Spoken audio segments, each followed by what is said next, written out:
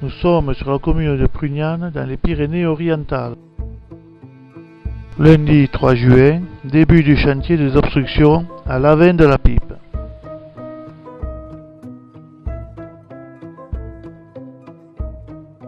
On quitte la route, on emprunte le lit du ruisseau temporaire.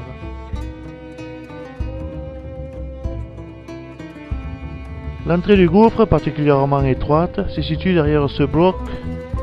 La corde qui permet la descente est installée par Alticart, le club de spéléologues basé à Prugnane.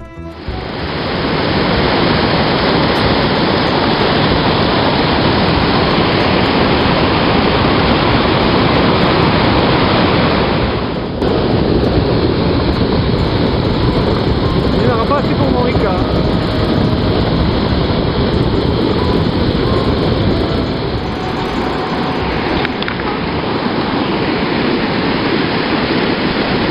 Là, je te dis pas.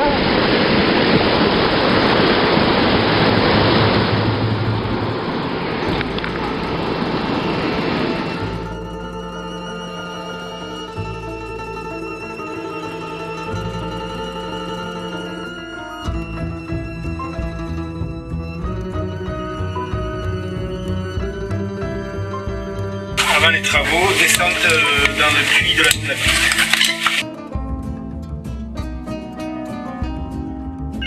L'entrée est là-haut.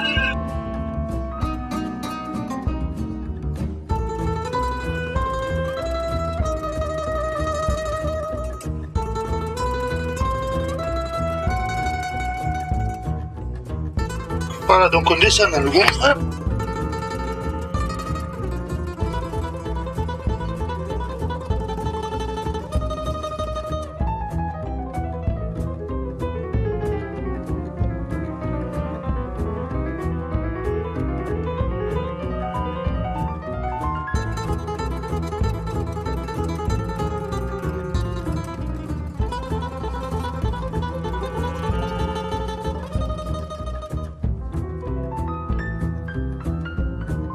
Le haut du P10. Il n'y a toujours pas de gaz? Il y a toujours 20,9% d'oxygène.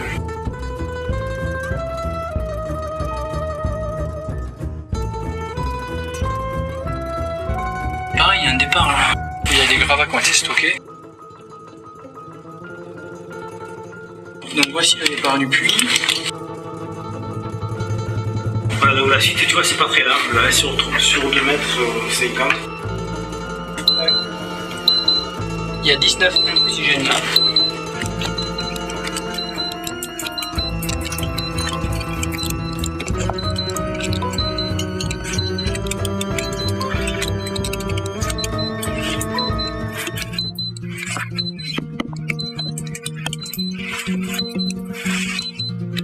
Vous voyez mettre.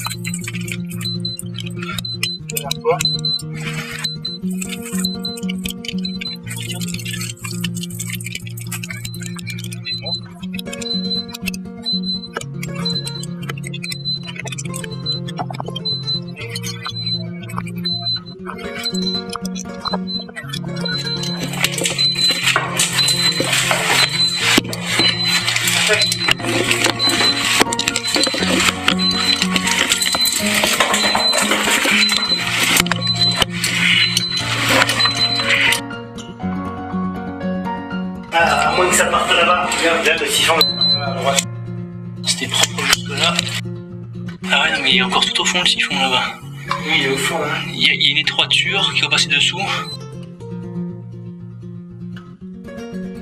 Première phase du chantier, mise en sécurité du site. On va exploser le bloc qui gêne l'entrée. Le trou a été fait. Le détour a été mis. C'est le premier tir à la veine de la pipe. Voilà le tir réalisé. Il a parfaitement fonctionné. On voit mieux l'entrée de la veine de la pipe. Désormais.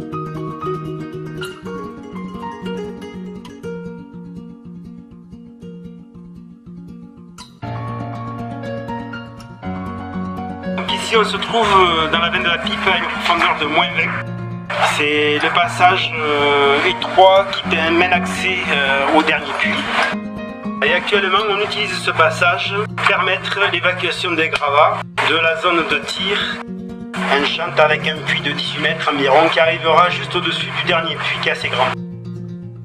Voilà, alors ici, on a l'arrivée de la gaine qui nous permet d'avoir une ventilation sur le chantier. Donc là, on est en aspiration et en même temps, on a une soufflerie pour envoyer de l'air dans le trou. Donc on crée une dépression sur la zone du chantier. La zone du chantier, ce qui va être l'accès au nouveau puits. Que nous appelons la carcinoise dans le commentaire. Donc le dernier tir qui a été effectué hier soir et qui reste à déblayer ce matin avant de procéder au tir suivant. Nous avons fait une analyse extérieure. Nous remettons en route le détecteur de gaz qui va rester sur la zone de chantier durant toute la journée. On le sortira uniquement au moment du tir lorsque l'on va remonter pour analyser les gaz à la sortie de la gaine. Donc comme nous l'avons vu précédemment à la sortie, avant de démarrer, nous avons fait une analyse de gaz. Nous avions 0 ppm en CO. Et là on se rend compte qu'il y a 5 ppm. Ah non, ça y est, ça tombe à 0. Donc on garde l'appareil en route à proximité de nous.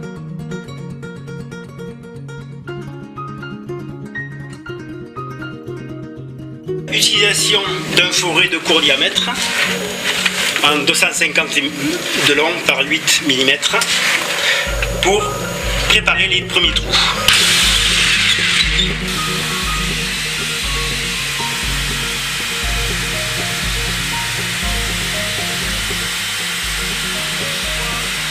Le choix et l'orientation des trous a été déterminé en fonction de l'objectif à atteindre.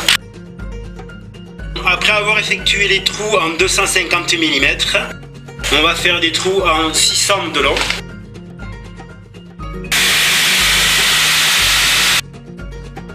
Voilà, les trous de mine ont été chargés. Au total, nous avons 6 trous avec un détonateur en fond de trou. Une technique qui permet d'éviter de limiter les gaz d'explosifs. On aperçoit les différents raccords avec les épissures qui relient l'ensemble des détonateurs.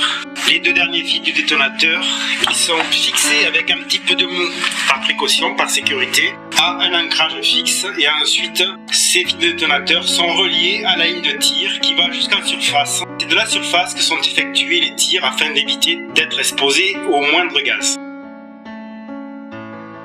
Branchement de la ligne de tir à l'extérieur de la cavité, préparatif pour la mise à feu. Attention à la mine, 3, 2, 1. On a attendu le tir, la ventilation est en route, en fait c'est l'aspiration, on aperçoit déjà des gaz du tir. Nous avons mis en place le détecteur de gaz qui par son alarme sonore nous indique la présence de gaz.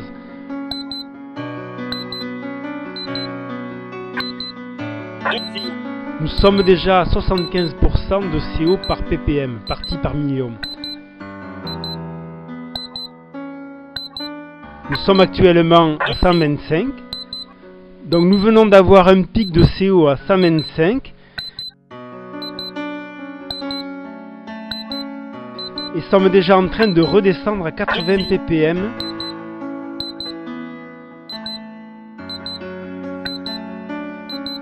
Donc on peut constater que l'aspiration est très efficace associée à la ventilation qui insuffle de l'air dans la cavité.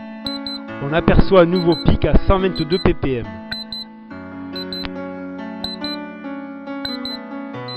Voilà, la gaine est mise en place suffisamment loin de la cavité pour éviter que les gaz ne reviennent dans la grotte, ne serait-ce que par l'aspiration liée au ventilateur qui lui envoie de l'air dans la cavité.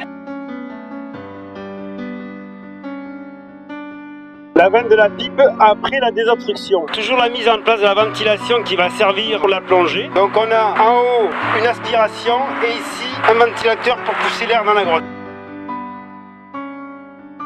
Ici le passage a été agrandi, permettant d'avoir un passage suffisamment spacieux pour descendre et remonter. La gaine passe dans un puits parallèle. On se dirige ensuite vers le fond. Pareil, ici nous avons agrandi sur le côté gauche. On voit bien la roche noire qui est le reste de la partie éclatée. Donc la descente du deuxième puits.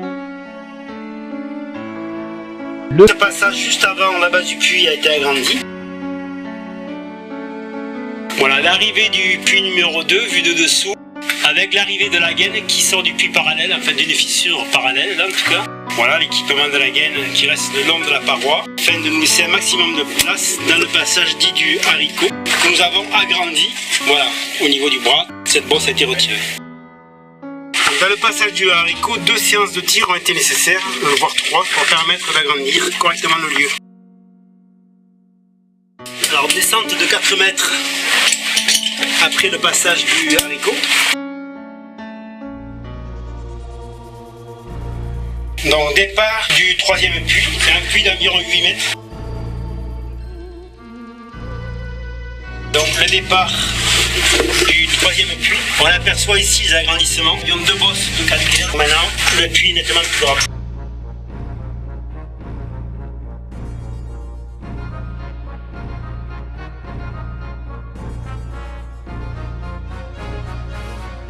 Voici la base du puits numéro 3, juste après le haricot, avec à droite, là où il y a le casque, le départ de la Quercinoise. Passage étroit, très étroit, qui a été agrandi pour permettre d'accéder au puits parallèle qui venait à quelques mètres de la base du P3. Et puis l'ancien passage, c'est là où passe la gaine, c'est là que passaient les spéléos pour aller au siphon et à la suite de la galerie.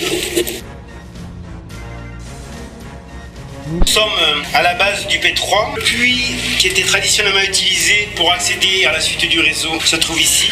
Nous avons réalisé une succession de tirs pour permettre d'évacuer les déblais dans un puits parallèle qui se trouve dans cette descente. De ce côté, nous avons effectué les travaux pour élargir la fissure qui était pas plus grande que l'espace qui se trouve entre les mains. Et on aperçoit la continuité de la fissure en face. Ici, il y avait un petit trou qui faisait 20 cm² sur une distance de 1,50 m de long.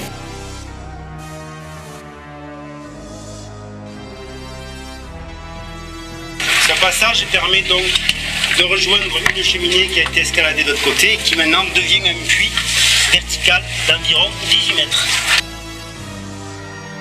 Voilà la taille du puits que nous avons grimpé, la cheminée, qui permet donc d'avoir un espace plus grand pour accéder en bas.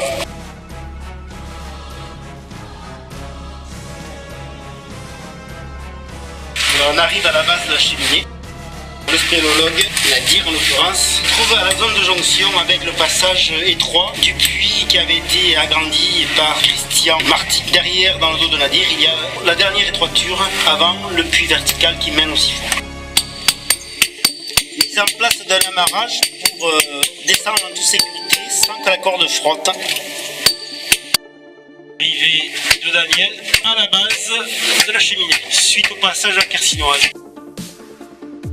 Voici la base de la cheminée. On arrive sur le passage étroit, étroiture qui avait été posée donc, par Christian Marty, et dans laquelle nous avons mis la gaine d'aspiration. Donc on voit bien que passage de la gaine, il y a peu de place pour le bonhomme. Et la suite, faire le siphon. La tête du dernier puits qui fait 4 ou 5 mètres. Voilà l'arrivée en bas du puits de 4 mètres, le dernier puits qui donne accès au siphon. À la base du puits de 4. Et le siphon. Le départ, on aperçoit les fils d'Ariane qui est accroché, qui a permis au plongeur d'aller dans la vasque qui se trouve là-bas.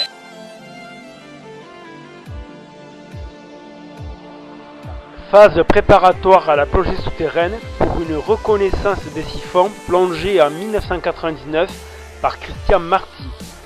On se trouve à la base des puits devant le premier siphon.